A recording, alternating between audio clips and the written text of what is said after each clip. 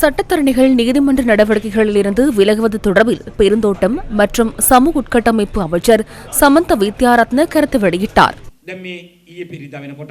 அண்மை காலமாக இந்த நாட்டில் பாதாள உலக குழுக்களின் செயற்பாடுகள் காணப்படுவதை நாம் அறிவோம். துப்பாக்கி சூட்டு சம்பவங்கள் இடம்பெறுகின்றன. நாட்டின் சட்டத்தை நிலைநாட்டும் சட்டத்தரணிகள் அச்சுறுத்தலுக்கு உள்ளாக்கப்பட்டுள்ளனர். அத்துடன் மரணங்களும் சம்பவித்துள்ளன. இது குறித்து நாம் மிகவும் கவலையுடன் அதிர்ச்சி அடைகின்றோம். பழைய அரசியல் முறைமையின் எச்சங்கள் இன்னும் நாட்டில் முழுமையாக ஒழியவில்லை. இவற்றை நாம் சீர் செய்ய வேண்டியுள்ளது.